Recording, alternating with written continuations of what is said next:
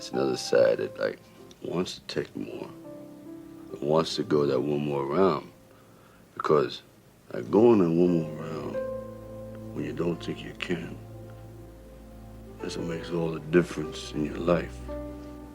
You know what I mean?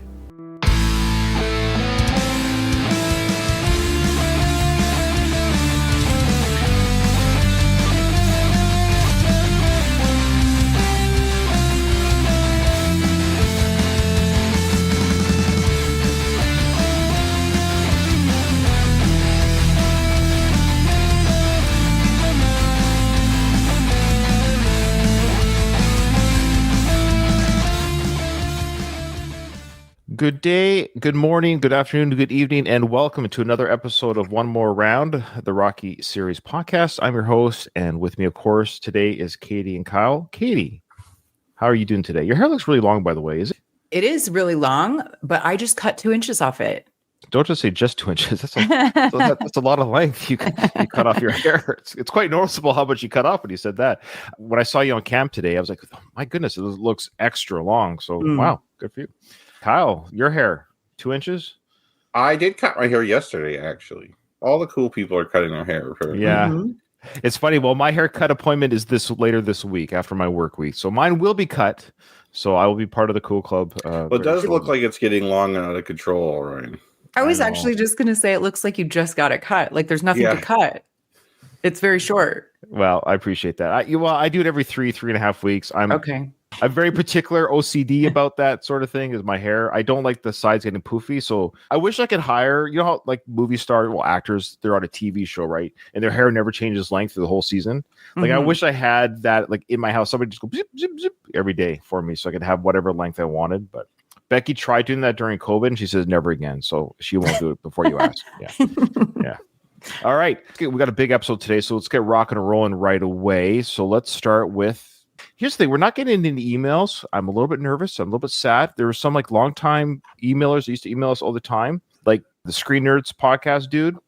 Where is he? He stopped listening to the show, I guess. It's okay. People move on. Maybe he hates Rocky 5. Let's be fair. Some people hate this film so much that they stop listening. I'm not even joking. Michael from Screen Nerds podcast, he was always great with his insights. But the YouTube comments and viewership has actually gone up quite a bit. And so the YouTube comments have gone up. And they're actually quite fun comments. So let's talk to those YouTube comments, shall we? All right. Eddie is my God says, thanks so much for reading my comment out on the pod. It made me smile ear to ear. Katie nailed it, by the way. English bloke here. Although I am well-traveled, so the accent isn't as strong as it once was. I agree with Katie on that note. Reykjavik is incredible. I've listened to the podcast in England, Scotland, Ireland, Romania, Sweden, Spain, and Morocco so far. Ha ha. Wow. He is well-traveled. Eddie, what are you? A spy? A gun runner? What's going on? Like, what are you doing? He's just like me. He likes to travel. Well, okay, how do you finance these travels? What are you doing? I need to know Eddie's story here. Okay. He probably doesn't have kids. That's how. I spend a lot of money on my dogs. Not as much as human kids, but you do. Sure. Yeah, when you were telling me about some of your dog expenses, I was like, I actually think you might spend more on your dogs than I do on my kids. Yeah, that's funny. Eddie is my God says, oh, and one last thing. Eddie from Iron Maiden is indeed the reason for the name. Nailed it in 2. My real name is Paul, but Katie can call me anything she wants. Ha ha. Oh, also bonus slide content. He was at the F1 race in Vegas this weekend. He was briefly interviewed on the grid and then waved the checkered flag at the end of the race. It popped me to see my favorite actor show up at my favorite sport. This is very telling. He likes F1, so he's definitely white. Let's say that. He's well-traveled. That's a rich man's sport. My friend's husband went to Vegas for it too. Yeah. Yeah. Well, I've got the clip here of Sly being interviewed on the tarmac really quickly, so I thought we'd watch that. But I couldn't find the checkered flag video. Martin Brundle. Hey, Martin. How are you? I couldn't be better. I was going to race tonight, but I got a bad ankle. Okay, sorry to hear that.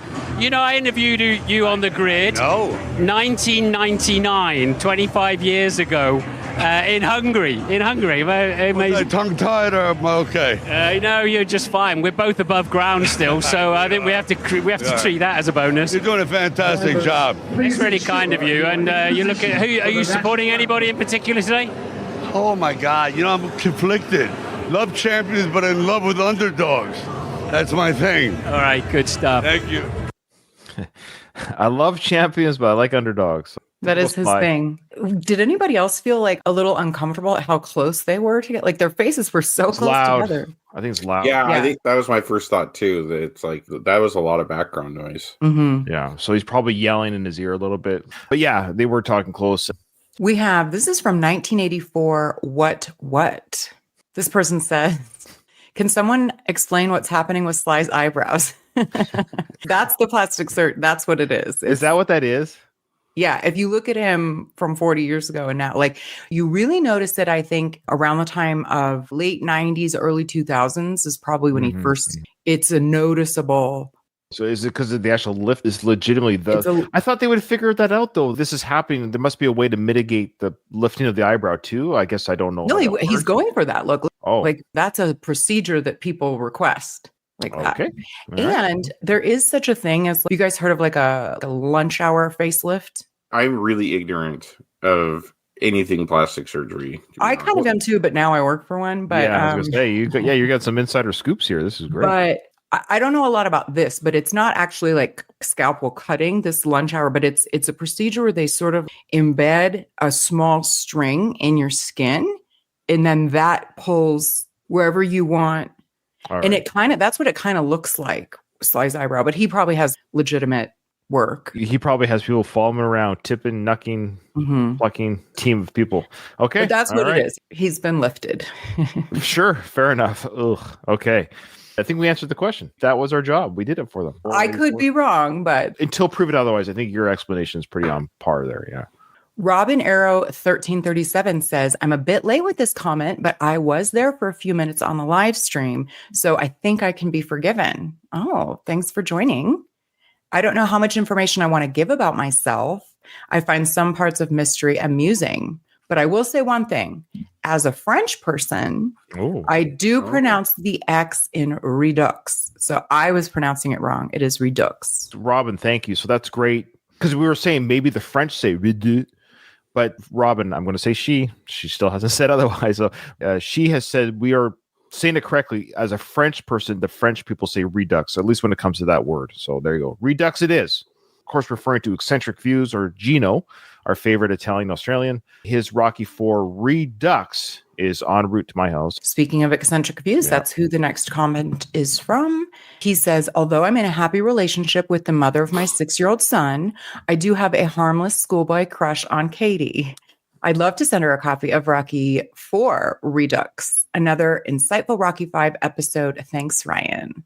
Thanks, Gino. And there you go. He knows not to bother with Kyle because Kyle has no way of watching it. Yeah, I would love one. That'd be awesome. Hey, what are you doing? This is not just for Kyle's information, but for everyone listening. If you need to know where to go, just go to Eccentric Views on YouTube and go to his YouTube channel. In the Rocky IV Redux trailer or explanation videos that we've shared on this channel, he gives the link to a cloud. So it's free to download. Katie and I just happen to be getting hard copies of the same thing that, we can own that version forever in case the cloud goes down. But yes, it's free to download right now. People can watch it right now. It's free to download. I'm just waiting for my hard copy. I'm going to watch it on the TV. But thank you so much, Gino. Appreciate that. We got one more from our favorite wrestler, I think. From Hector. All the parent talk. I loved it. It made me reflect on my own kid. I only have one. She's 19 and at university. I went through all the highs and lows, and hearing Kyle and Ryan talking about kids was really nice. As a kid myself, I thought home team was stupid. As an adult, I find it a cool phrase, which means I must look stupid to 10-year-old me. Yeah. Look, Hector, if you don't look stupid to 10-year-old you f***ed up, bud. Yeah, I guess there's that too. Yeah. It's funny. Yesterday I was dancing in front of my daughter, silly dad dance. My default dance mode is silly. I'm not a good dancer. And my daughter's like, Dad, you're like seriously embarrassing me, which just fueled more dancing just in the living room. In public, I care a little bit about how much I embarrass my kids, but I still like to do it. But in private, I'm like, all bets are off. All bets are off, yeah, especially when I'm paying the mortgage on the home. But of course, she's smiling and laughing, but she's like, Dad, please stop. But then she started filming me to make me stop. Does she ever call you cringe? That's like, oh, yeah, cringe. I'm definitely cringe. I'm cringe. My daughter hates it when I use Gen Z or Gen Alpha slang. Because that is cringe. When us old people try and use their vernacular. It doesn't You say sound stuff right. like Skibbity Rizzler and Wow, it's even beyond Alpha me. Chad and oh my god, I have no idea what most of it is, to be honest. All right, any more YouTube comments? I think that's it. I think that's it. And we appreciate the thoughts and insights and the questions. I'm glad we can answer someone's question regarding plastic surgery. That's great. That's what we're here for. We're informative. We're entertainment. Well, I don't think it was like a real question. I think they were just like, what's going on here? Like, you know. This is a bit. This is me playing a bit. Yes. I recognize we're not a real Yes, we're the authority on plastic surgery. Thanks for the disclaimer, Kate. I don't want Katie to lose her job. How dare you give that false information on your podcast? So remember last episode, I shared with you guys, I believe it was just last episode. I can't believe how fast 2 weeks goes. But last episode, I shared with you that Tony and Rick, great guys, they were at the Rocky Run and they interviewed John Rivoli. And John Rivoli said, was that the last episode? I believe it was. I think so. Yeah.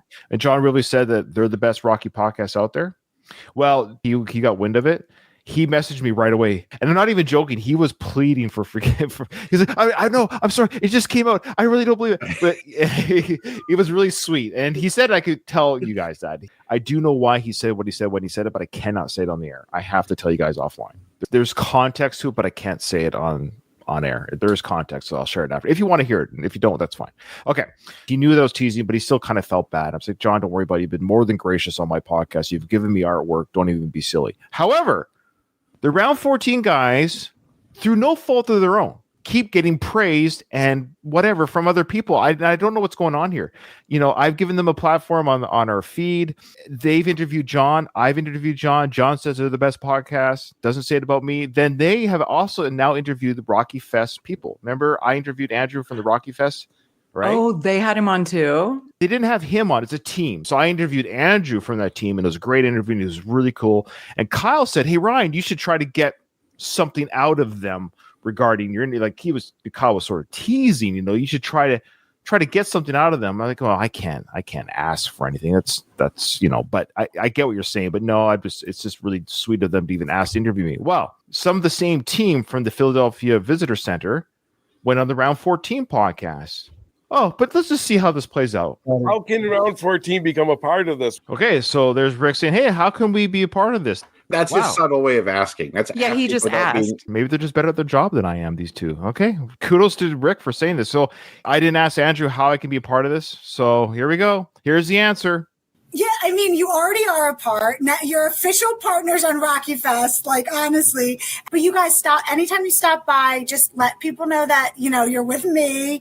Okay. And I'd love for you to be at any of the events. Comp tickets all around. And comp tickets all around. I'm pretty sure you could, if you wanted them, you could reach out. Here's what also I think. I think this gal, she's in charge of the team. The person you interviewed was probably not the director of it. He could have reached out and said, hey, look, I had a really good time with Ryan. It was a really great interview, and it was a really good interview. And he could have said, hey, I reached out on your behalf, and you too can get comp tickets. If you wanted tickets, why don't you just ask? Why don't you just ask me? Yeah, I asked you to hear nothing. What about my prime, round 14? What about my prime? It stings a little. I'm telling you, after 500 interviews and nobody gives anything, it starts to sting after a while. Good for the round 14 guys, but they basically said anytime you're down in Philly, and I am going down to Philly in May, June of 2025 is the goal. I would like to have comp tickets for the tours that they continue doing throughout the year. So breaks my heart a little bit. Congratulations again to the Round 14 podcast. They're the best Rocky podcast out there, and they're getting swag wherever they go. So good for them. Okay. Enough of that. I'm on to happier things. Let's get to the Rocky 5 film. Are we doing trivia? Yes, we're doing trivia. Oh, okay. How many rounds does Tommy's championship fight go to? That's when he fought Union Kane on TV there, I believe. How many rounds does Tommy's championship fight go to? True or false? Robert smokes. Question 3. Who was the first person? Oh boy. Tommy ever knocked out? Oh, sorry. I know it. Okay. Okay. All right. I got it. You knocked out Robert first bedroom. My bedroom, bitch. Question 4. Who does Tommy thank after he wins the championship? I just put the initials. I didn't even feel like writing the entire thing. Yeah, don't worry. We're not going to see your work. I don't write down anything. You guys just have to trust me. It's from the top of my head. Which, hey, Ryan, if you're cheating, you're doing a fucked up job right now. What what gift does Mickey give Rocky in the flashback scene? Okay, this one's a little bit easier today. I think I'm 5 for 5. Sorry, what gift does Mickey give Rocky? What gift does Mickey give Rocky? Herpes. It's a gift that keeps on giving. That's right. All right. So I think I'm 5 for 5. What's your guess? Yeah, I'm for sure 5. Like all those were easy. I'm not certain on the first one. I'm like 95% on the first one. What round did Tommy knock out? Oh, that's right. That's fair. No, that's like I'm right. like 95% sure what it is. I'm 95 as well because if it's not the one number I have, I'm between. I think we're all between the same two numbers. That's funny. Okay, all right. It didn't go to 15. I'll tell you that. It didn't. No. Tommy wasn't even sweating after that fight. That's why he was able to street fight right after. Quite frankly, yeah. Okay, let's get to the movie. So I went back just a little bit because we kind of had a rush ending last episode. I want to go back to the "you a damn fool" scene again. You a damn fool. Maybe we ought to sign Mrs. Balboa to fight Kane, huh? Looks like she's the one with the cojones in the family. Yo, you don't talk like that in front of my wife, you know? There ain't no park bench, boy. Damn fool, and you don't talk to my wife that way. But I love the delayed kind of anger response, but he's still kind of sheepish about it. Rocky he's very non-confrontational person. You really have to do something particularly messed up. And it's not till Rocky Balboa where he finally changes that. But even then, it was like measured. It wasn't, he didn't like lose his cool in the moment. Oh, no. He thinks about it and then he's, I'm going to go do this. Yeah. Yeah. And he was initially just taking it, right? Like he was just like, oh, whatever, which is kind of, par for the course, which is really being like, in that case, the bigger man. In reality, if you're in a situation, say you're like a kid at school, you can't have people do that to you and you not respond because it's going to encourage them to keep doing it. But then if you're in a situation like that where you're never going to see the person again, it's really just best to ignore it, which is what he typically does. But then it sometimes feels good when you're like, no, I'm not going to ignore it.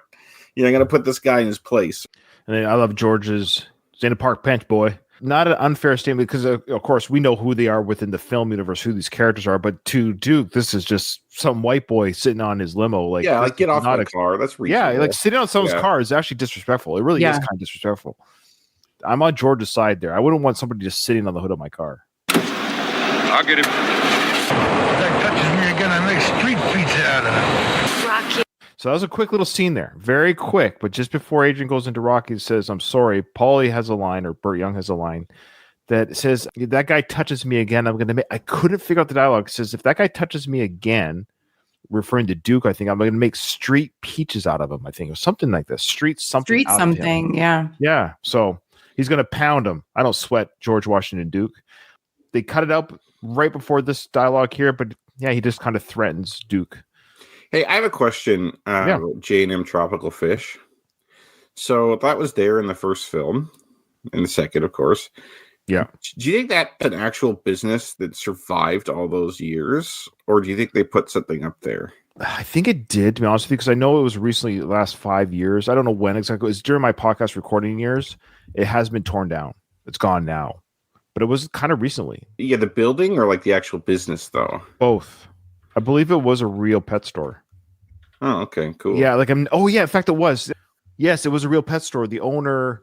Oh, where did I hear this from? It was from somebody that I talked to within the film world, like somebody that worked on the set or something. But yeah, that was a real pet store. And I wish I could remember the story. Got some sort of deal or some sort of whatever acknowledgement or talk to Sly or something to that effect. But anyways, the owner gave them access to the pet shop. It was a real pet shop. Yeah, like I figured it was in the 70s. This neighborhood's gone so downhill that it's almost like inconceivable that like that business would survive. But I guess it could have. Yeah. So it was a real pet store. I just don't know why I'd have to go listen to all those episodes again to hear myself tell that story. I forget what it is now. Yeah, I'm really sorry. I didn't want to. Oh, you guys want privacy now? I'll be upstairs. Now, so Paulie says, it's not captioned, but he says it sort of sarcastically. He goes, "Oh, you guys want privacy now? I'll go upstairs." Yeah, they want to talk. Paulie has some issues with social boundaries. Oh. Again, the choice of words is really interesting because they're out in public. They're not at home. If you were in the living room, you'd say, "Oh, I'll go upstairs." In this instance, he should have said, "I'll go back to the house."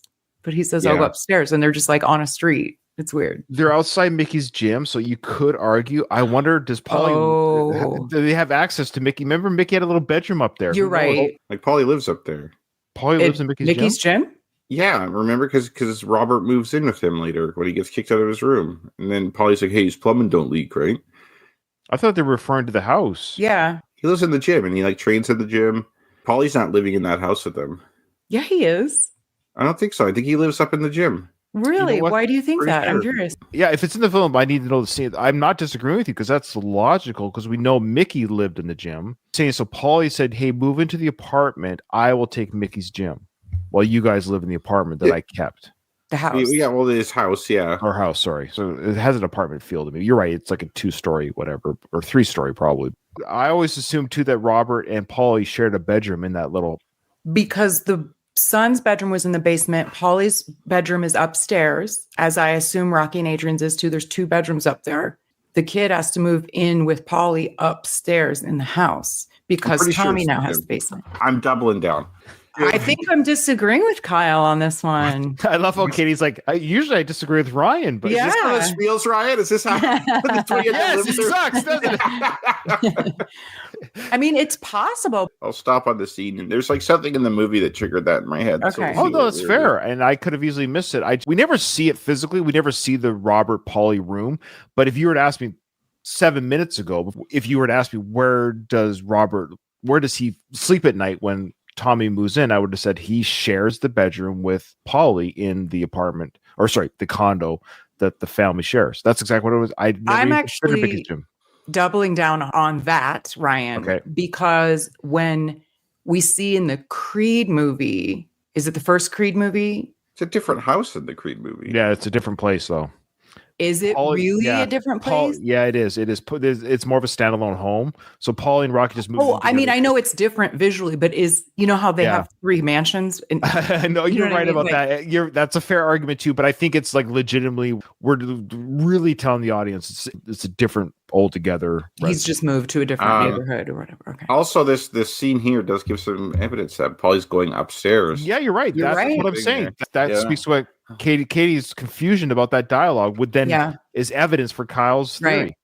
Okay. Well, I'm agnostic about this. So you're both doubling down. I'm actually agnostic, meaning when I have more proof, I'll change. Yeah, fair enough. Okay. That's fair. I won't argue that. Because I like Kyle's idea because it just like logistically, the pragmatic part of Ryan, that makes sense. We have an extra room up there. Why not Paulie live in there so he can be alone with his adult magazines? But then Robert wouldn't need to share that because there's 2 bedrooms upstairs. I don't think they share the bedroom. I think they just share the space. Even if Paulie lived above the gym, there wouldn't be a reason for Rocky Jr. to move into the gym. He would just move upstairs to a bedroom upstairs. That's right. That's odd. Wait, what? There's 2 bedrooms upstairs. So if he no longer has the basement and Paulie's... That's not a bad argument. You're right. Logistically, it doesn't make sense that Robert got the man cave in the basement man cave, because the 2 bedrooms upstairs are the adults. Yeah. Yeah, that's good theory. Shit. Yeah. Okay, well, let's keep watching. We'll see how it goes. Okay. But right now, for that one little line there where Paulie points to the gym and says, "I'm going to go upstairs." That's an odd thing to say upstairs. Yes, it is upstairs in the gym. There is an upstairs to the gym, but it sounds like a living, like it's, I'm going back inside the building. I'm going back to the gym. The fact that he says upstairs is odd. Yeah. Do you think any other Rocky podcast has had this discussion? Well, the Round 14 guys, because they're a better Rocky podcast. They've done that for sure. I know it's hard. You can't fight anymore.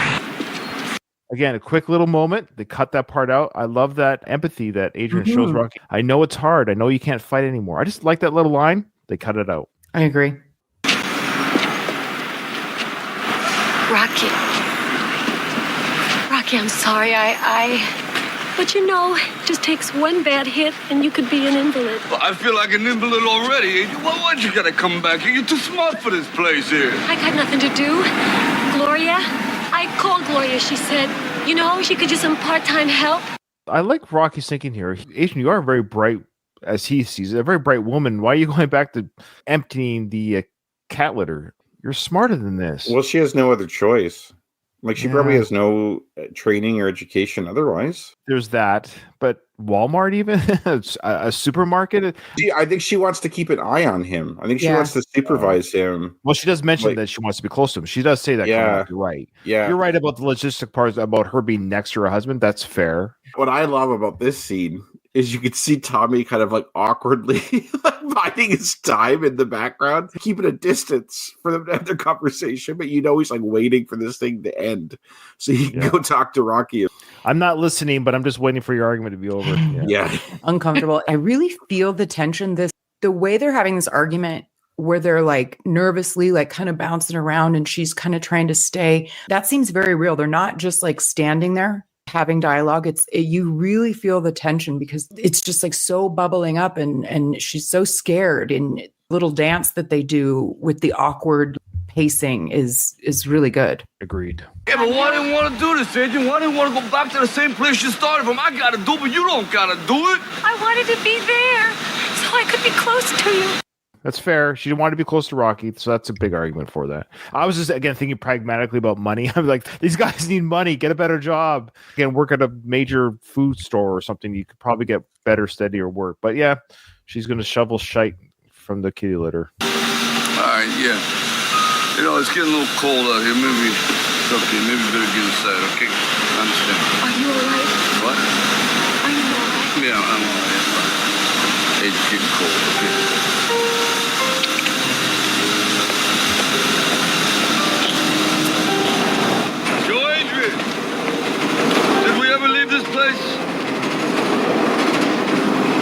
I don't know. What are your thoughts on that answer? I love it. If you look at the timeline, any timeline in Rocky is suspect, but notwithstanding that, they lived 30-something years in this neighborhood, and then they had 8 years or whatever, 5 years, something like that, depending on how you look at the timeline, and then you're back. You have spent most of your life here. It would almost be like your time like living in this mansion or something was like a dream. And like you woke up from that dream and now you're back in reality. It's tough. I mean, they have each other. They have their health more or less. This is where I think people have a hard time. I know I did as a younger viewer. I mean, as I get older and understand life's not about money, blah, blah, blah. But they had all this security and they could just enjoy life. They could travel like Katie and Paul, who travel the world. They had money and means to do that kind of life. Like we see later in this film, Robert makes the offhanded comment, of course I've been to Disneyland, and Jules says, you make it sound like everyone has. So they had that life where it was just, oh yeah, I've been to Disneyland, I've been to Paris, I've been to Europe, They're in their 50s now with no money, no retirement. They're 44. Oh, yeah. Both the characters' ages and they're actually 44. I know. I'm thinking of like the real life ages where I'm like, or was that the real life age? Yeah, that's the real life ages too. Mm-hmm. Adrian seems older. She does, and I think it's just the way she's. So they're in their 40s, so 44. Yeah. You have no retirement, no prospects really necessarily. Well, in reality, Rocky does because of his fame, but still, you're looking at a hard life. This is America, so you don't have like a big social safety net for when you get older, right? Like you have some. Like you're gonna have to be working till you physically can't work anymore. That's a daunting prospect to go from like you're taken care of to I'm going to be scooping cat shit till like the arthritis takes over. Like that's not good. That's got to wear on you. I would love to have seen, or even in novelization form, I would love to have seen the events of Rocky V to Rocky Balboa, of them opening the restaurant together, the discussion of just them, their first going over the menu. It would have been nice to see Adrian living that life. I bet you they were very happy together, working on the restaurant together. I assumed he didn't open the restaurant until she died.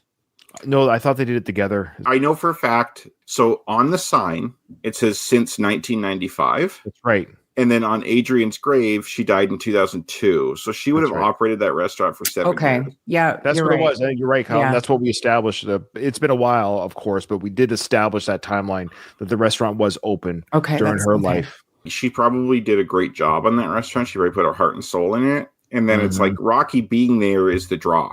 You still have to have good food, good atmosphere. Like it can't be a shit restaurant, but it helps when you have someone so famous like that will like share stories with you and stuff. I would eat there, obviously. You know what it's called, right? What the actual restaurant is called in real life? Oh, I don't. I do, but I can't. Trivia I can't point? recall it. Well, that's called remembering. I know what it is. What is it? Victor's Cafe. Yes, that's right. Yeah, it's a real restaurant, and within the restaurant, there's the memorabilia, pictures, and stuff like that. But it's officially Victor's Cafe. Yeah, that is like a cool testament to Rocky and Adrian, though. Like I was saying, you're scooping cats poop till you die, but in reality, they didn't. They dug their themselves out of it. I think when you get there, that's probably what you're thinking, though, in your despair. Right. Like, at least maybe me. That's how maybe I'm projecting, but like I think you'd have an initial period of despair where I'm like, I am screwed. But that's what I was saying at the beginning. I would be depressed that you had all this means and security. Now you're stressed out and struggling again, and pulling milk money out of kids' ears. He is depressed, and this is calling back to the first one because all I want to do is prove that I'm not just another bum from the neighborhood. Yep. And he's saying to her, I'm just another bum from the neighborhood, aren't I? I could understand that, his train of thought there. If you were to look at it more objectively as like an outside third party, you could take his money away, but you can't take away his accomplishments and his legacy. But it's what he's feeling. That's what I'm saying. Like, as an outside third party, I could say that. Mm-hmm. Now, if I'm in his situation, would I feel that? Probably not. Like, I'd probably have like emotions come in that would like make me feel that way too. Oh, and I also want to say when she says, I don't know, the work print copy, their version of that was she didn't answer. She just turned around and walked away. I kind of like that better than I don't know. They're both fine, mind you. I didn't show it, but just imagine it because it really is just that. She just doesn't say, I don't know. And he walks away. I don't hate it. I don't love it. It's just an interesting, for her, the character to yell, I don't know. Interesting delivery is what I meant to say. But I might have delivered like, I don't know. That might have been a different. It's odd how she delivers it. I think the wording is correct. I don't know if we have. But the way she goes, I don't know. I think she did say it like your inflection. Like, really? I don't know. I did take it as like she's hearing what he's recognizing, what he's feeling by saying that. It's almost not comical, but almost lighthearted, almost instead of. But maybe she's trying to be cheerful. Maybe she's trying to be. I don't know. I could see that. I think there's something to that. However, I think the look on her face and stuff says otherwise. She's more flummoxed. Yeah, she's like, I don't know. Like, she's just overwhelmed. Like, did we ever leave this place? I don't know if we did or not. Right? Like it feels like you woke up from a dream. Mm-hmm. That's a really good way of putting it. Yeah.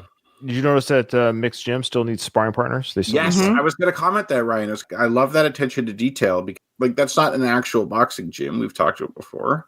You actually had someone look at the past film and look at those details and put it in there, which is good. Sometimes they don't do that. This time they did, so give them credit. I know I comment on this all the time, but it's just like it's sad to see the decay of that neighborhood. Like, you see them no sparring partners, but it's also completely covered in graffiti. Like, it's also like you're coming back to a worse version of your neighborhood. It's not even you're back to square one. You're like back to this, my neighborhood's gone to crap.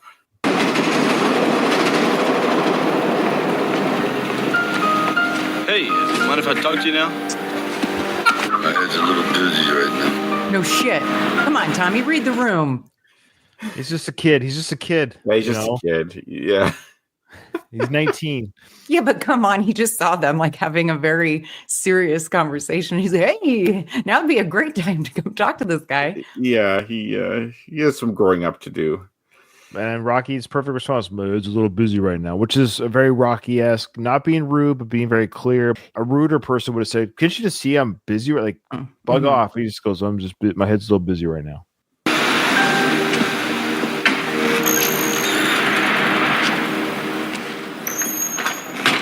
It's funny, the graffiti there said onion on it, which was weird.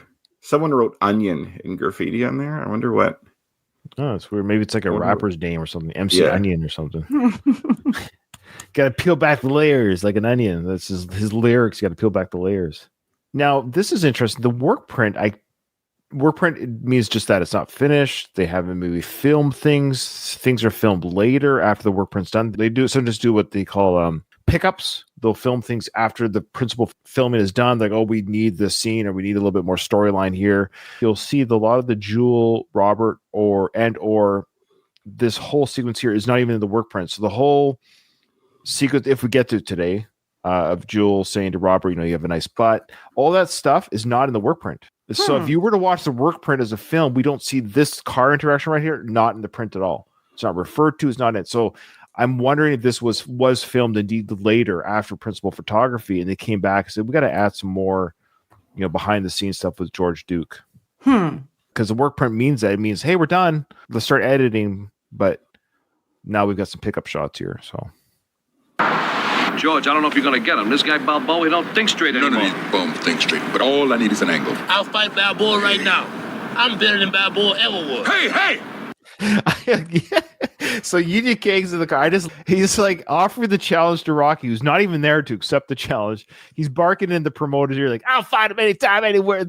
George's like, dude, you don't need to convince me. I'm working on that. He seems like very, if you were to program a AI character to be all this guy thinks about is the challenger. Honestly, he reminds me of my kids. Like when my wife and I are like trying to have like a conversation to work something out, not a fight, but just like, logistically to work something out. And then the kid comes in the middle. It's like, I'll do this. I'm like, shut the fuck up. We're trying to talk. Yeah. They're having a business conversation. I want a grilled cheese sandwich. I'll eat it right now anywhere. Yeah. And the parents like, shut up. We're talking about our finances. You and your grilled cheese sandwich. But this guy's like one mode oldie. He talked about fighting Balboa at the press conference. Now he's talking about fighting Balboa in the car. Like, we get it, Union. You're going to fight Balboa. I'm 100% on Duke's side here. I love Duke as a villain. The more I watch this film, he is so entertaining. Yeah, he's great. You start to relate with him more. Get off my car and say a park bench. I agree. Yeah, this is not a park bench. Maybe I'm more George Washington Duke than I like to think I am. Yeah. I want to pay board you, boy. You will fight who I tell you, where I tell you, and how I tell you. You got that? Don't aggravate the hand that feeds you, huh? All right? None of these bums think straight. Oh my God. I don't remember this. He more than puts him in his. That last line is a bit. Yeah. Yeah. You fight how I tell you to fight, i.e., if you go down in the third, I tell you to go down in the third. Of course, Sly wrote this. Sly was very aware of how corrupt boxing can be. He's based on Don King, who is notoriously shady. Was a criminal before he became did prison time before he curb stomped somebody. Yeah, he did. Yes. Yeah, he does some businessmen or executives are kind of just ruthless people in general, but Don King, by extension, Washington Duke, are basically mob guys that found a business, they're mob guys, basically. Yeah. Oh yeah. Yeah. So right here, Katie from Reddit, boxing promoter Don King served prison time for stomping one of his employees to death. Oh my God. That's so awful. In 1967, he was found guilty of second-degree murder for killing a gambling associate who owed him $600. The charge was later reduced to manslaughter, and King served 3 years and 11 months. Manslaughter? How is that reduced to manslaughter? That's so murder. It might not have had enough evidence. And over $600? Yeah. Wow. The first officer on the scene said the beating was a brutal, almost demonic assault. In an interview with Officer Bob Tunn, he said, a man's head bouncing off the asphalt pavement like a rubber ball. Then he saw another man standing over him with a gun in his right hand, applying another kick to the head. Oh my God. And I even like murder shows and stuff, but that is so brutal. Yeah, that's Don King. He should not be celebrated in any way, shape, or form. He's a murderer. Yeah. I didn't know that. I just thought he was super shady, And that too. Yeah. Wow. Yeah, that was Don King. Him taking money from boxers and mistreating Tyson, that's definitely in his repertoire of abilities. Oh, yeah. No, he's a scumbag. Yeah. Just like Duke's a scumbag. No, Duke's entertaining because he's a fictional character. But he's a fictional character, yes. We can allow ourselves to believe that Duke hasn't murdered someone. No, I don't think Duke has murdered anybody. Yeah. Could have, though. Only in America. Only in America. Only in America could you murder someone. You get out real quick and then become rich. Yeah, very much so, especially right now.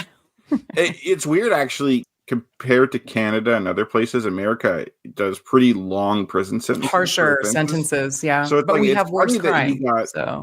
Yeah, it's funny that he got only did 3.5 years. For example, Dog the Bounty Hunter? Mm-hmm. Yeah.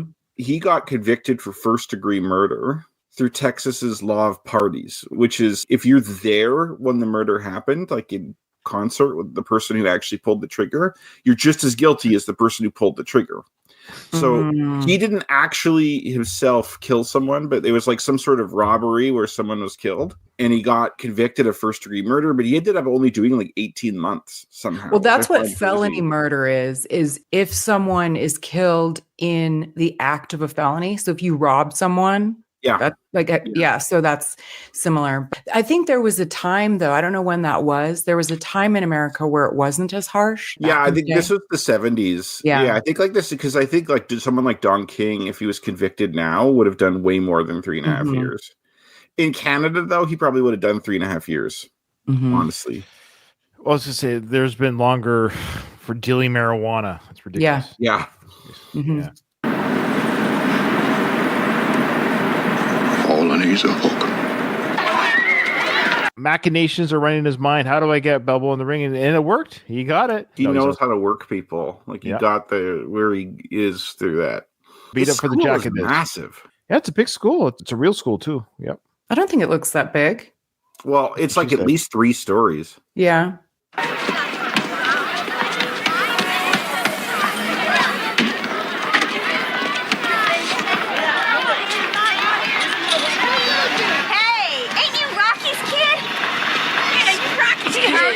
Kid, right? Yeah, how you doing? Yeah, I seen your picture in the paper. And you know what? Your real man's a punk. What? That's not true. What are you talking about? So what are you wearing my coat for? I'm not kidding you. You want to beat me? Give me my coat. I'm not kidding around anymore. No way. So there was some talk. Obviously, the kids were going to bait Robert into this confrontation. So Jewel was part of that bait, but say, "Hey, ain't you Rocky's kid? How you doing?" But she realized it was going to go to a beating because when she realized that the assault was happening, she's like, "What are you doing?" I thought we were just going to tease him, but like, no, we're going to mug him essentially. I'm confused Jewel's role in this. They seem to be talking like in concert. And it's like, okay, he's out now. Let's go for him. Yeah, she seems to be playing her part. What did she think was going to happen? Oh, they probably said, "Hey, when Robert comes, we're going to harass. We're going to tease him. We're going to tease him. So I want you to start talking around a bit." You know, maybe not even that kind of violence, just tease him. And then, but once she realized the assault was happening, she wanted it to stop. And that's when, what's his name on the? Is it Chippy? No, Chicky is the guy with the haircut. Sorry. No. The haircut is referred to as Chicky's friend in the credits. That's right. You're right. It's Chicky's friend. Chicky's the redheaded one. Yeah. He's the actor that's played by, what's his name? I wanted to interview him, but we already talked about. I reached out to him. He said he was going to interview on my show. He totally ghosted me. You're not a friend of the podcast, Chicky. You're not Chicky here anymore. Chicky probably got interviewed by round 14. That's probably what's happening. Yeah, to be fair. That's right. IMDb, you're right. I believe it's referred to as Chicky's friend. And he's got that terrible haircut. It's a good right hook he got, too, by the way. Punched in the stomach, then punched in the face. Yeah. That's not a good place to be. That's how you shoot someone. 2 in the body, 1 in the head. Is it? Yeah. I think it's also 2 in the peak, and then near my. Oh, we're editing that. We are editing that for sure. Sorry. No, it's funny. It's funny, but we got young listeners. We got young listeners. So Jewel is looking on a little bit. Okay, this is going too far. Don't get sick now.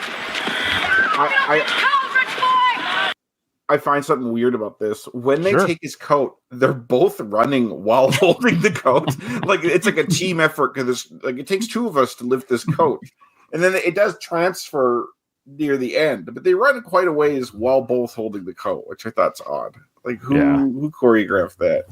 I'm kind of surprised they didn't have it be a fancier coat. It's just like a regular coat. It's fancy to them though. I think Chicky wasn't even wearing a coat. Maybe. I hear about this when you go to prison. There's like shoes are in short supply. Having good shoes is hard to get. Guys will often shake you down to take your shoes when you get in there. I thought it was issued, those canvas issued prisoner shoes. Like, but they wear out and stuff. But guys could have their own sneakers in prison too, like real shoes. Oh, I didn't know that. Okay. And so I think maybe like Chicky, whatever his name is, he didn't even have a coat. So it's Robert's coat is nice, but it's also a coat. A coat, yeah. And it's like, I don't have this coat. I'm going to take your coat from you because you're weak. They resent that he was at a silver spoon. They didn't know he went to Disneyland, but they could probably imagine like this guy living in the lap of luxury. And they still call him Rich Boy, even though he's not rich anymore. They maybe still believe he has some money, or like, even though he's in Philly, he still has more money than them. That, I think it's just a humiliation tactic. Yeah. Too. It's like, we're just taking this. Whether the jacket's worth anything, take my jacket. It's worth $60, $70. Whatever. Yeah. He needed the coat because he's wearing it. But yeah, I agree with you. I think it's also, he could take a coat from another kid. Right, but it's got to be. But he wants to take a coat from this kid because he's weak and he's new. It's an easy target, but I think also there's some resentment towards him. So it's like this is kind of putting him in his place. Yeah, Robert on the ground, he does look very pathetic. I was going to use a different P word, but I won't. I'll say he looks very pathetic on the ground.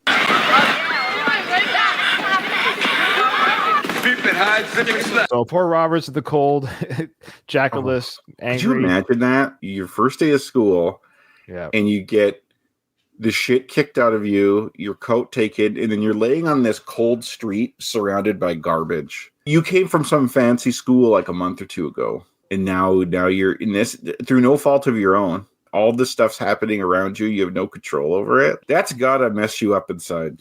Oh yeah, bad day, first day of school. Oh, I'm just noticing. It's Jimmy. Mike's twin is here. Yeah, that's right. That's right. Jimmy, his twin brother who works at the gym as well. Mike is here. So this is a new character in the Rocky films. We would like to introduce everyone to Mike, Jimmy's twin brother who works at the gym. Because that's right. No, so it's the other way around. Mike was in the first film. That's right. Mike was in the first film, played by Jimmy Gambino.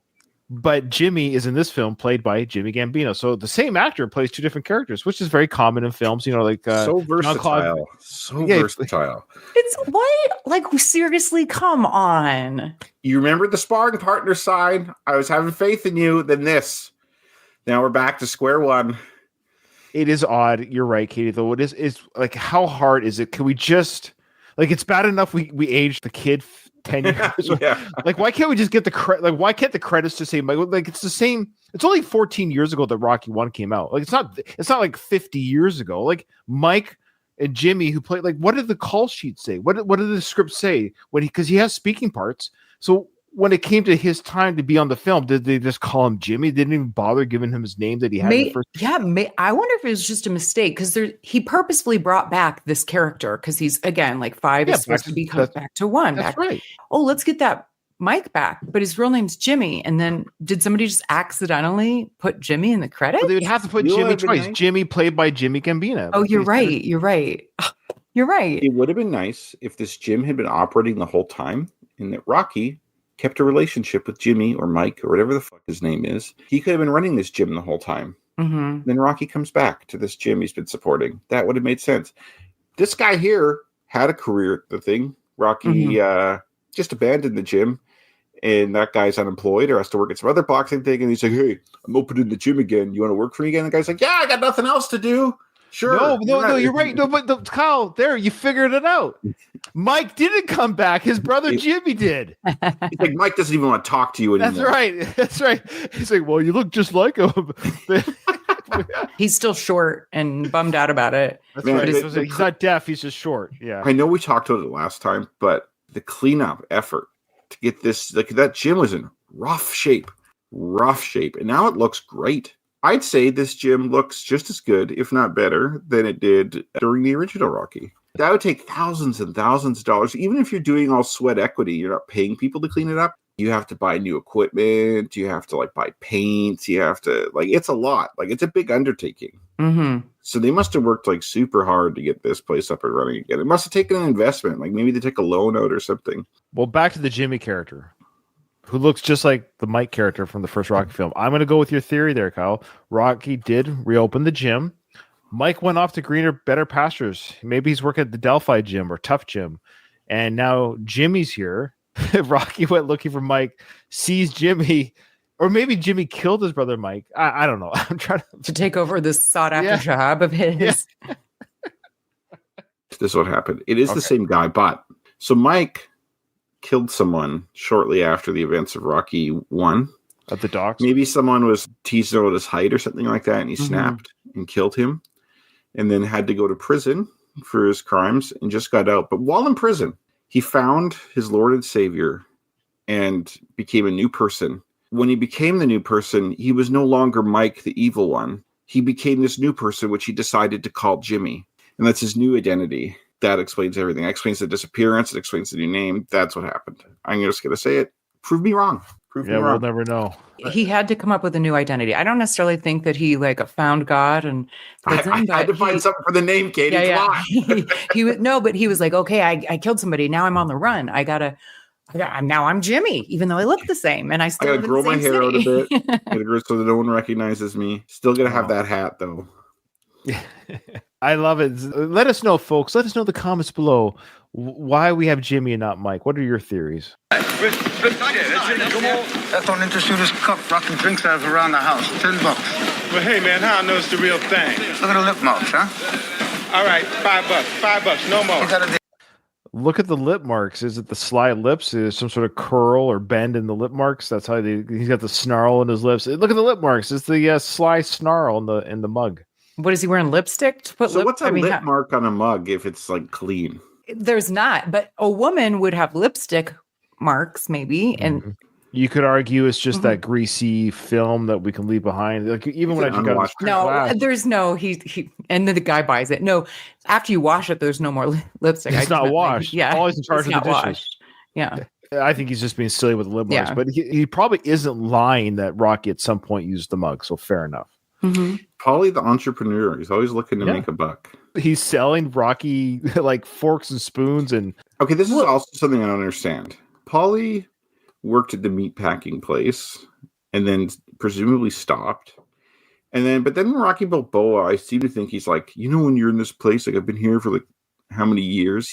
Makes it seem like he's been there the whole time, but he's clearly not working at the meat house right now, even when he first comes back. That's a good question. I think if you want to really be like, not devil's advocate, but if I was a defense lawyer for your statement, like if I had to go against you in court, I would just say where in part 5 or even any of the films did he ever say he quit the meat packing place?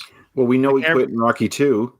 Did he quit it entirely? Did he say, I hereby quit, or I also work at the doctor? The whole point of him wanting to work with Gazzo is because he didn't want to work in the meat place because of his arthritis in his hands and stuff. Yeah. And then he wanted a job in 3. Yeah, I know he wasn't. Like, I know what you're saying. I'm just trying to think what I would present with the evidence on screen. He goes back to the meat factory approximately the same time that Rocky and Adrian opened the restaurant. Yeah, I was going to say something to that effect that, Kyle, I agree that he's not there now, but after the events of this 5th film, he kind of makes his way back. He has to. You can't keep selling mugs. There's only so many mugs you can sell. Yeah. We just have to assume.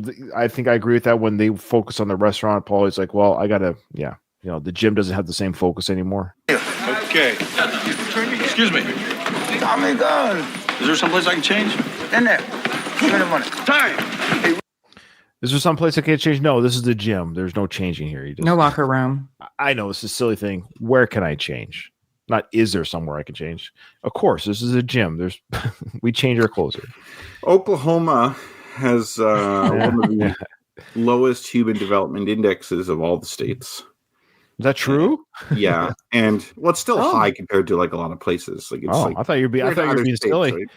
No, like Oklahoma has one of the lowest HDI. Colorado has like one of the highest HDI. I mean, I'm contributing to that. HDI is like income, life expectancy, education. Wow, stuff like it's smart. It's a combination of all the like just human development. Oklahoma is one of the lowest ones. I think education's part of it. I think he just didn't learn to speak correctly. It's okay. I don't think we have anyone from Oklahoma listening to our show because they don't know how to log into the internet. So yeah. I thought HDI was what you plugged into your TV to make the picture clearer from your devices. Oh, it's HDMI. Sorry. Rich, good friend. Listen to me. If you want to survive, you gotta learn to slip the jab. Peep and hide and hit and not get hit. Okay, take off. I love how Rocky has all this advice now about how to not get hit. If you want to last longer, try not to get your face hit. Good point.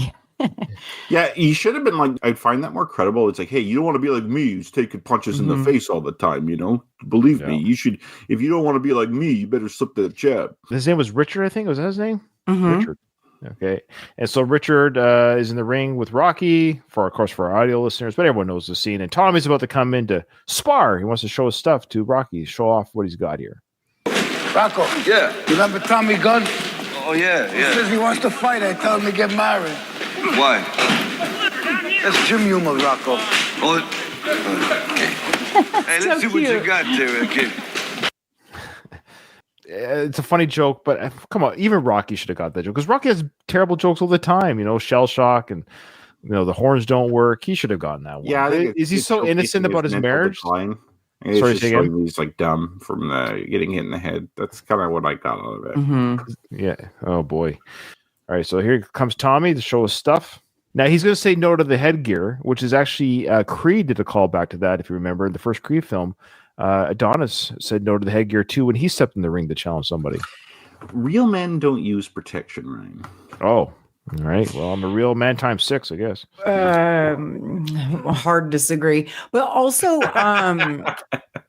I don't understand. Why would you not? You're so confident in your ability to box. You won't get hit in the head. That's why. To showcase that not only you're confident that even if you got hit, if you didn't slip the jab or block it, the punch won't hurt you. That's what it's showing. Okay. Get married, eh? Want to 10 minutes later. Yeah, all right. Paulie. Go. It's funny that guy Richard, I just realized, was in the ring, but they called Benson in instead. Yeah. Oh, Richard is way smaller. It's like a different weight class, I think. Okay. So was that Jimmy calling for Benson? It was Yeah. hard. Yeah. His voice sounded kind of a little bit deeper than from the first. I mean, it's been 14 years. Okay, so there was Jimmy's first line of the film. What's the cajones? Cajones. Cajones is Latin for Spanish nuts. Yo, Rock. I love it. I love how it's Latin for Spanish nuts. Oh, it's so Paulie-esque. I like it. He's drinking out of his flask. Yay, alcoholism. Just very Paulie-esque that it's Latin for Spanish nuts. Like, I very much appreciate the writing for the characters are very specific. Paulie says things a certain way. Rocky says things a certain way. Mickey says things a certain way. I appreciate that. We're ready. Wonderful. Hey, kid, you got the headgear? Yeah, I don't need one. He's gonna get his cajones knocked down. Okay. This has been said before, but I gotta put it on the record. There's no way Rocky should be saying cajones because he never saw it written down. If you saw that written down, you would mispronounce it if you didn't know the J sounds like an H. But he only heard that. He heard Duke say cajones. So he would not know to say cajones. You're right, Kyle. Good tidbit. Yeah, you mentioned that in our first podcast, Going the Distance. You did mention that, and I forgot you did, and that's great for our new listeners. That it's got to be on the right. It's got to be on the record. It is on the record. Let the record state that Kyle has said it twice now, and again, no other podcast, not even the round 14 guys have ever caught that little tidbit there. I'd forgotten that. You're right. He's only audibly heard it. So how would he research the word? So the fact look in the dictionary, Rock. That's right. How do you spell cojones? Yeah, this whole universe is ridiculous. Jimmy, Mike, the agent of the kid, it's all over the place. Where does Paulie live? I don't know. I don't even know anymore. Yeah, Benson, go easy, all right? Sure, okay, Rock. Time. I know it's silly, but I know this for audio listeners can't see that. But I love the way Sly acted there. It was very like, hey, Benson, go easy on him, all right? And the way he moves, very Italian, very mafia-esque. Just those mannerisms, actually, it's kind of cool acting. Instead of just saying, hey, Benson, go easy on him, but and not moving at all. His whole little mannerisms in that 2 seconds. Like, just say, hey, he's new in the gym, go easy on him. You know what I mean? Just, let him fool around. I thought it was kind of cool acting. Very, agreed. Yeah. All right, this is go easy now. Slip the jab now. Oh. Go easy. Hey, kid, what's his name again? Tommy Gunn. Tommy Gunn. Tommy. Whoa. It ain't no law to duck. Oh, now that's calling the kettle black. Exactly. Yeah. Now here's a new scene. I forget what it was, but here's a new scene that we didn't get in the original cut. Ow. Hey, kid, move your head a little bit. You're going to break his knuckles. All right, work it easy now. Go side to side. That's it. Whoa. Hey, so that was just the new scene there. It just said you're going to break your knuckles on his face or whatever. So that was just more evidence that Tommy's not fighting quite good. From Rocky 1, how Rocky's like, oh, that's for the Beatty Crateshaw fight. I broke both my hands in his face. That's a pretty good picture. Oh, yeah. That's right. Good callback. Yeah. Is that the name too? Yeah. This is kind of a side note, but like my son, who we think has autism, just speaks in quotes. He doesn't just speak in quotes, but he often just thinks of the quotes will be relevant to what he's saying, but the quotes will just pop up in his head. And apparently it's called echolalia. But I have that too, where like I always like can think of a quote from something that's like relevant to that situation. So and you do. Yeah, You're very I'm good at slightly it. autistic. Like maybe I just got graced. I don't know. Grace. Yeah, you might be on a. You might. Well, we're on. I always say. Yeah. I think everyone's Yeah. on some sort of spectrum somewhere on something. Obviously, no one's black and white about anything. But yeah, you might have some. Kyle, you might be slightly autistic. You never know. Well, you have that bit, thinking in quotes. Say it again. What's the name of it? Echolalia. Yeah, that's great. Maybe have that. I do it for some things. Well, from the film Rocky, I do. Someone says, "Why do you work in the military?" I'll say it because I can't sing or dance. Yeah, yo. No. But I've used the can't sing or dance line a few times in my life just to articulate why I do something because I can't sing or dance. So I am so disappointed in life when I'll quote Rocky stuff and and then people don't get it. I'm like, oh man. I was just gonna say if they don't get the sing or dance quote, if they don't go, I know that then like, okay, well, you obviously don't because anyone that knows Rocky would respond. Mm-hmm. Hey, what are you doing? Hey, man, take it easy, man. Hey, come on, you guys, lighten up. It's called sparring now. Going easy. Oh. Hey. Okay, hey, kid. Hey, lighten up. You bet your time up. That's it. Smell that, Rocco? Yeah, I saw you guys' reactions there to the pummeling that Tommy's doing. What were you thinking?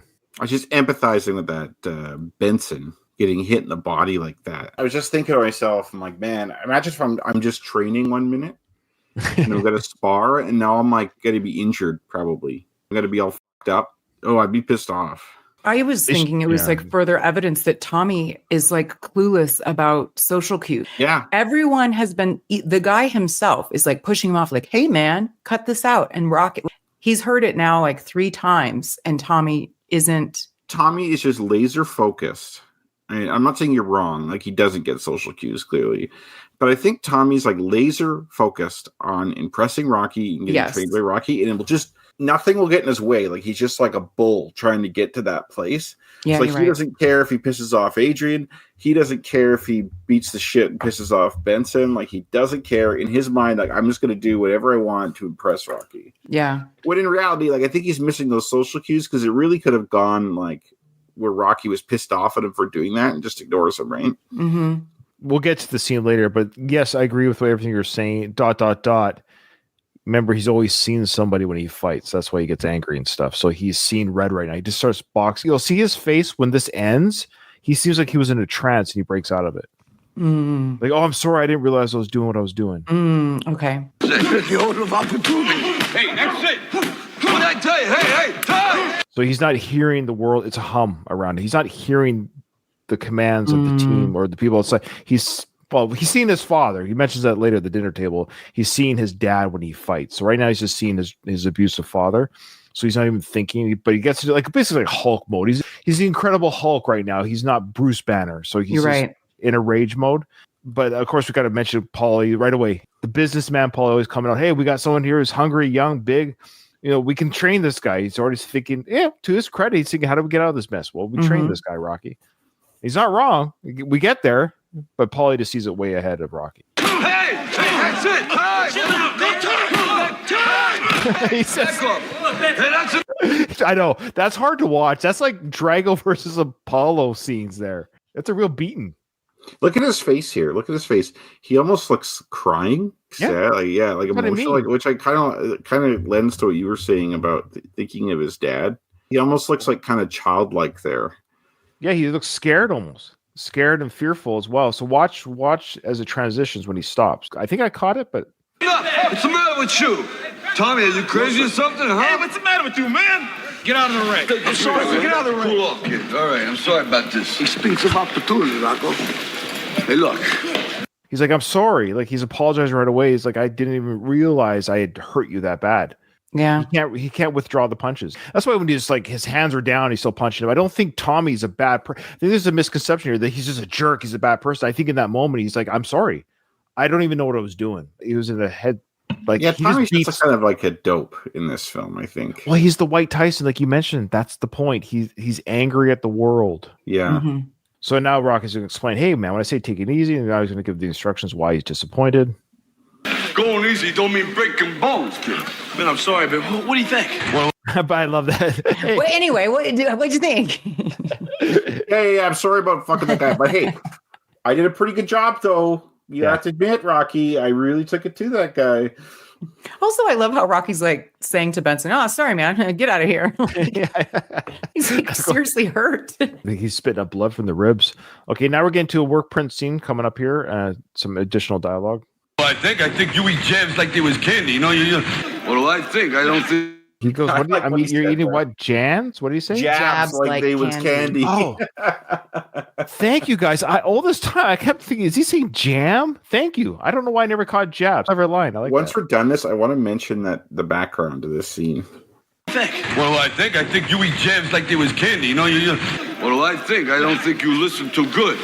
Okay, so we'll stop it there because it goes into a whole other scene that we'll discuss about, but I never caught, thanks guys for that. Jab. I kept hearing jam. It does sound like jam. It kind of does sound like it. Jabs through context. Mm-hmm. But you both got it right away, so that's good. It almost looks like the Rocky. I don't think it is Rocky Marciano, but it looks like him. Kind of similar to what was in Rocky's apartment. But if you remember, in the gym, they used to have a picture behind that ring of Rocky. Oh, yeah. Remember when Gaz was like, remember him? Like when Rocky was sweeping in the ring.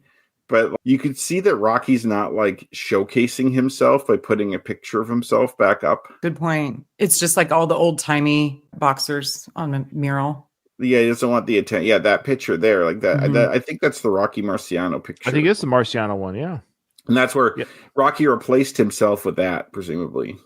No, it makes sense. I like that. Yeah, we don't see Rocky up there anywhere. Yeah. Which is kind of goes in line with what Katie was saying about how he feels like he's like another bum from the neighborhood. Why would you want to see me as like an inspiration? All right. You guys ready? But Katie, I'm going to let you lead the way. Okay. Well, actually, before you say it, why didn't you say the two numbers that went back and forth? I'll let you know if that's what I was thinking too. So the question was, what round did Tommy win the championship? So how many rounds? What round did Tommy win the championship in? So when did he not? I ultimately put the first round. Okay. Yeah, that's what I put. I don't remember it going to 2. I couldn't remember if it was 1 or 2, but I put 1. Like it did not go longer than 2 for sure. 2 rounds. Dang it. Good job, Ryan. Thank you. When Ryan said 2 rounds, I immediately thought of that guy's like, you think the fight will go 2 rounds? You feel strong? Oh, yeah, that's right. From the very beginning of Rocky. Yeah. Dang but it's it. funny. I knew it was fast, but I feel like there was a bell ring or some sort corner. Of Dang it. Okay. True or false? Does Robert smoke? True. Yep. Who was the first person Tommy ever knocked out? His father. Mm-hmm. I wrote his dad. Is that okay? Yeah, dad, father. He actually answers his dad. So there you go. Like, oh wow, we're getting you get an extra half bonus point for saying dad. There you go. Who does Tommy think after he wins the championship? George Washington Duke. Yeah, that's right. Great moment, that scene, actually. And the last one is, what gift does Mickey give Rocky in the flashback scene? One of Rocky Marciano's cufflinks, and that is the answer. I got 5 out of 5, baby! Good job, Ryan. We got 4, Kyle? Yeah. We're still tied overall, Katie. Ryan's climbing his way. Yeah. Ryan's 5 points behind, but that's not insurmountable. No, but it's pretty bad. It's pretty bad. Thanks everyone who watched us live and everyone who, of course, watches us after we go live, after I edit the show. So send us an email. You don't have to, or comment on YouTube, whatever you prefer. Actually, it's fine because it don't have to be long, but we miss some of our old-time emailers. I guess they stopped listening, which is totally acceptable. I get it. But with that, this episode is over. I didn't hear no bell.